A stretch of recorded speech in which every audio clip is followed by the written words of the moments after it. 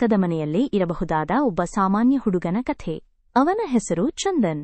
ಚಂದನ್ ಬೆಳಿಗ್ಗೆ ಎದ್ದಾಗ ಅಲಾರಮಲ್ಲ ಅಮ್ಮನ ಕೂಗು ಕೇಳಿಸುತ್ತಿತ್ತು. ಏ ಚಂದ, ಎದ್ದು ಹಾಲು ತಗೊಂಡು ಬಾ. ಅಮ್ಮ, ನಾನು ದೊಡ್ಡವನಾದ್ಮೇಲೆ ಹಾಲು ಸ್ವತಃ ಮನೆಗೆ ಬರುತ್ತೆ. ಅದಕ್ಕಿಂತ ಮೊದಲು ನೀನು ಕೆಲಸಕ್ಕೆ ಹೋಗ್ಬೇಕು. ಚಂದನ್ ಮಧ್ಯಮ ವರ್ಗದ ಕುಟುಂಬದ ಹುಡುಗ.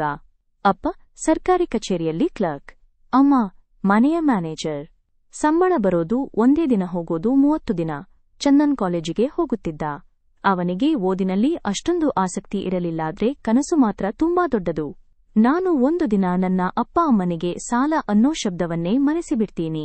ಕಾಲೇಜಿನಲ್ಲಿ ಚಂದನ್ ಫೇಮಸ್. ಮಾರ್ಕ್ಸ್ಗೆ ಅಲ್ಲ, ಮಾತಾಡೋದಕ್ಕೆ. Open mouth smile. ಚಂದನ್ ನಿನ್ನೆ ಪಾಠ ಓದಿದೀಯಾ?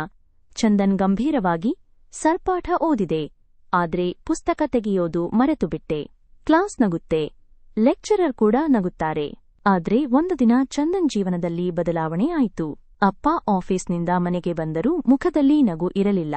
ಮೌನ, ತುಂಬಾ ಭಾರೀ ಮೌನ. ಅಮ್ಮ ನಿಧಾನವಾಗಿ ಕೇಳಿದರು, ಏನಾಯ್ತು? ನನ್ನ ಪೋಸ್ಟಿಂಗ್ ಟ್ರಾನ್ಸ್ಫರ್ ಆಯ್ತು ಇನ್ನೊಂದು ಊರಿಗೆ. ಆ ಕ್ಷಣ ಚಂದನ್ಗೆ ಅರ್ಥ ಆಯ್ತು. ಹೊಸ ಮನೆ, ಹೊಸ ಖರ್ಚು, ಹಳೆಯ ಸಂಬಳ, ಅದೇ ಸಮಸ್ಯೆ. ಆ ರಾತ್ರಿ ಚಂದನ್ ನಿದ್ರೆ ಮಾಡಲಿಲ್ಲ. ಮೊಬೈಲ್ ನೋಡ್ತಾ ನೋಡ್ತಾ ಒಂದು ಯೂಟ್ಯೂಬ್ ವಿಡಿಯೋ ಬಂತು, skills can change your life. ಅದೇ ಕ್ಷಣ ಚಂದನ್ ನಿರ್ಧಾರ ಮಾಡಿದ.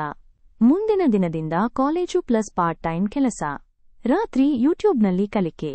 ಮೊದಲ ತಿಂಗಳು ಸಂಬಳ 3000 ರೂಪೀಸ್ ಮಾತ್ರ. ಅಮ್ಮ ಕಣ್ಣೀರು ಹಾಕಿದಳು, ಇಷ್ಟು ಸಾಕು ಮಗ. ಆ ಮಾತು ಚಂದನ್ಗೆ ಶಕ್ತಿ ಕೊಟ್ಟಿತು. ತಿಂಗಳುಗಳು ಹೋದವು. ಈಗ ನೀನು ಏನು ಕೆಲಸ ಮಾಡ್ತೀಯಾ? ಅಪ್ಪ, ನಾನು ನನ್ನ ಕನಸಿನ ಮೇಲೆ ಕೆಲಸ ಮಾಡ್ತೀನಿ. ಇಂದು ಚಂದನ್ ದೊಡ್ಡ ಮನುಷ್ಯ ಅಲ್ಲ, ಆದ್ರೆ ಒಂದು ಕೆಲಸ ಮಾಡಿದ. ಅವನ ಅಪ್ಪನ ಮುಖದಲ್ಲಿ ಮತ್ತೆ ನಗು ತರಿಸಿದ. ಅಮ್ಮನ ಕೈಯಲ್ಲಿ ಸಾಲದ ಕಾಗದ ಬದಲು ಪೂಜೆಯ ತಟ್ಟೆ ಕೊಟ್ಟ. ಕಥೆ ಇಲ್ಲಿ ಮುಗಿಯಲ್ಲ. ಏಕೆ ಅಂದ್ರೆ ಇದು ಚಂದನ್ ಒಬ್ಬನ ಕಥೆಯಲ್ಲ, ನಮ್ಮಲ್ಲಿ ಹಲವರ ಕಥೆ.